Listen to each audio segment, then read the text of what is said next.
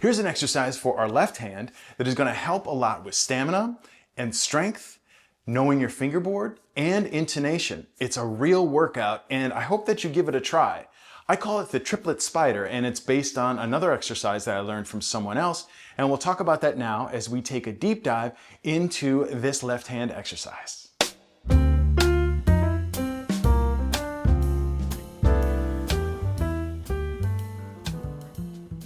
Welcome to Learn Jazz Bass with Matt Rubicki. Thanks for joining me today. I'm glad that you're here. Please look for a PDF below and subscribe if you want to learn a little bit more about how to play jazz bass.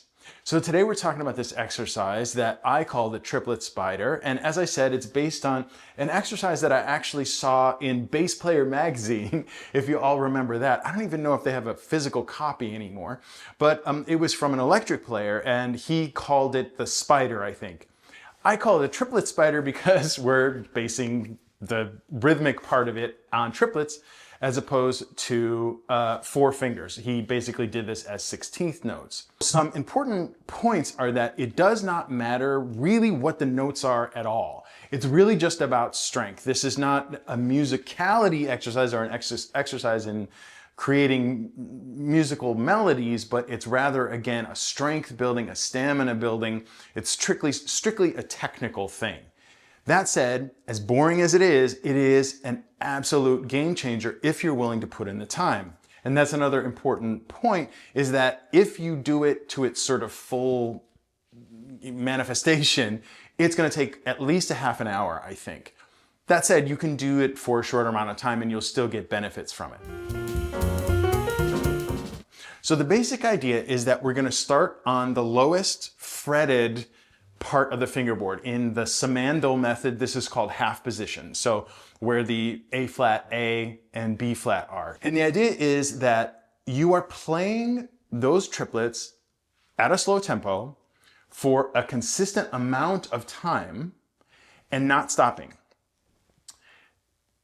As your selected amount of time ends, I'm doing 30 seconds. After 30 seconds of this position, I'm moving up a half step. And I'm doing this for 30 seconds. And then I'm moving up a half step in 30 seconds and so on until I get to thumb position. And then I'm going down 30 seconds for each half note. 30 seconds for each half step. Chromatic movement down. That's why it takes so long. So we're in a position and you're staying in that position the entire time, and we're just playing a sequence of triplets across the string. So for example, this beginning, the simplest one would be if I'm thinking triplet, triplet, triplet, triplet, triplet, triplet, triplet, triplet. And then after 30 seconds, you would move up so that your first finger is now on A.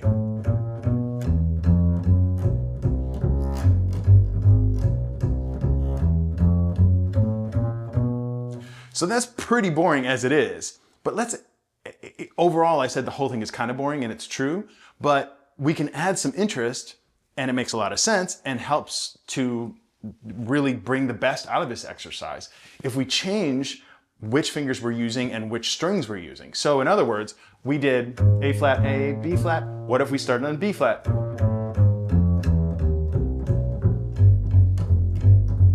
Triplet.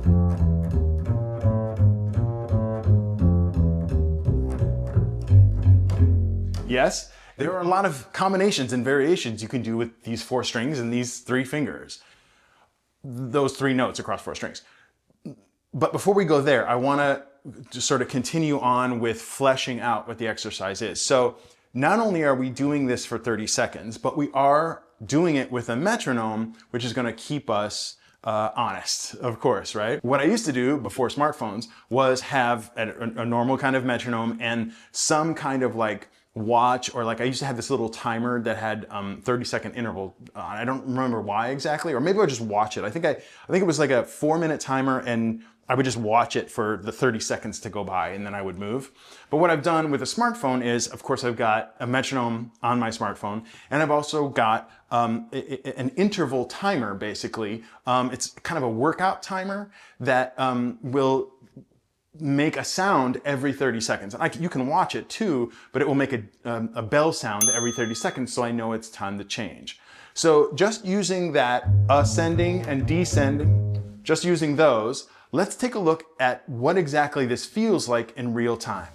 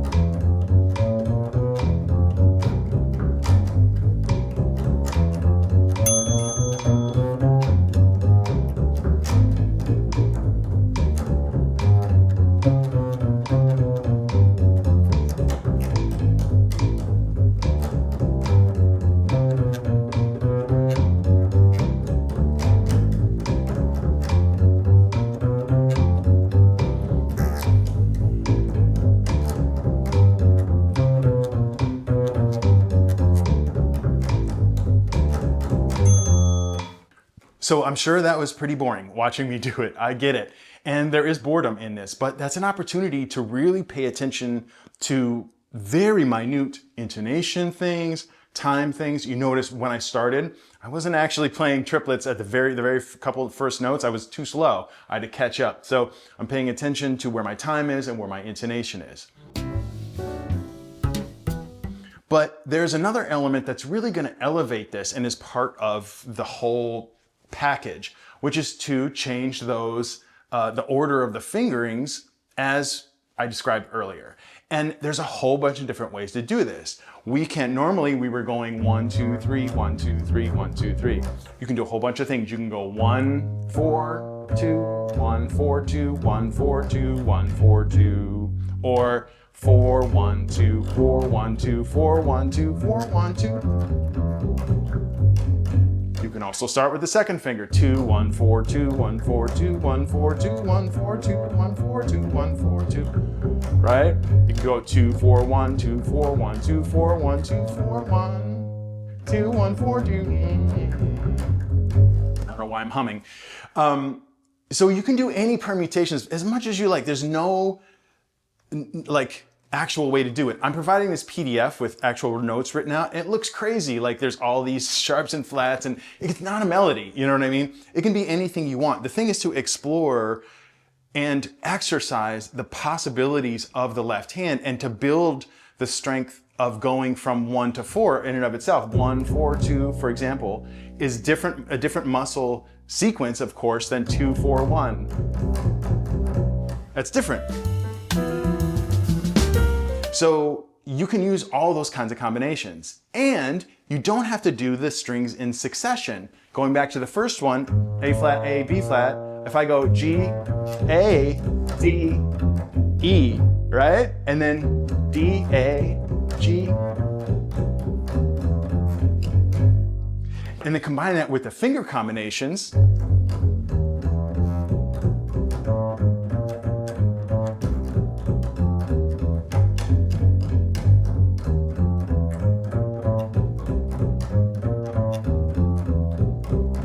So you also get the benefit of getting familiar with those leaps as well. The one that's always tricky for me, and I tell all my students this, is ascending, in particular ascending fourths. For whatever reason, my finger doesn't like ascending fourths. Some people can just sort of roll their finger over, and I can sort of get away with it, but doing that as part of the pattern adds another level of challenge for me. So if I go 2, 4, 1, 1, 2, 4, like that, any kind of fourth movement up or down is a little bit more tricky for me, so I'm trying to also put that in. Again, it doesn't matter what the order is, it doesn't matter anything about the actual notes. It's just the physical, technical aspect of it. When you get up to thumb position, you can play the octave with any finger you want, really. I mean, you can play with the third finger, you can play with the fourth, although that's not usually too common to do, but you can play with the third. You can theoretically go to thumb position itself, but that's real hard to do fast. I've never worked on that, but maybe you want to. That could be something interesting. I haven't really worked on it like that, but I usually use my third finger there. But again, it takes a whole bunch of time to do this, and you're sort of stuck in the middle, you know, at about the 10-minute mark, your brain is sort of fried, you know, but if you keep with it, you start to discover things like, man, when I am playing this from 4 to 1, like in that pattern, like 1, 2, 4, and then the 1 again, I can really check that interval of the descending fifth. Out of tune, out of tune. So I can really make sure, I can really think about the intonation as well while I'm doing it. And when you're in that bored state and you're sort of got your patterns down and you're just, you know what you're doing, start to think about notes you're playing. Now think about the notes. You don't have to read something, but actually think like C, C sharp, D, or that's a D flat. Oh yeah, oh yeah. And maybe you start to approach a part of the fingerboard that you don't see very often, or you don't get to very often. Especially down on these lower strings. You know, if I'm gonna play this B here, is that a B? Yes. If I'm playing this movement, I'm reinforcing that the C is here, where my second finger is.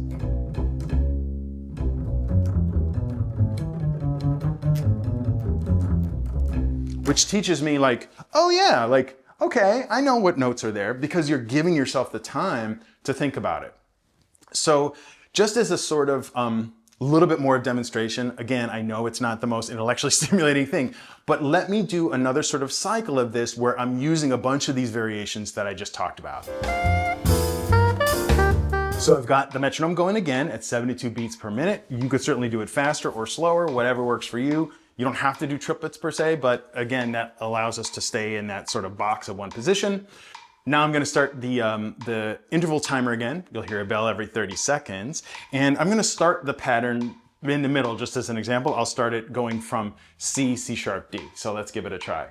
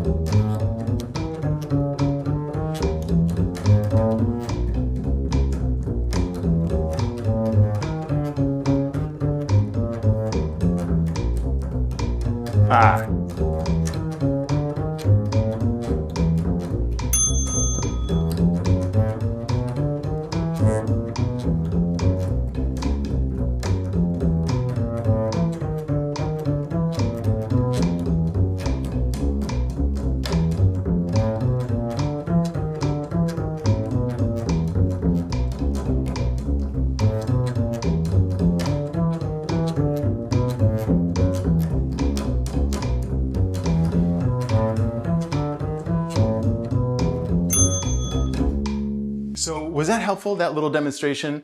Again, I know it's not pretty to listen to, but man, I'll tell you already, I've just done this a few times, my hand is burning. And what's really great is that you can notice very quickly as well what works for you best in which position. Of course, remember that the notes get closer the more we get close to the bridge. So there's slight variations in which muscles you're using, and that makes a difference as far as how you're accurately trying to get that sound and so on. So those are things to experiment with and think about. I hope that this was helpful. As always, thanks for joining me today. Please look for that PDF below. Subscribe if you'd like to learn more about playing jazz bass. And always remember, straight ahead and strive for tone.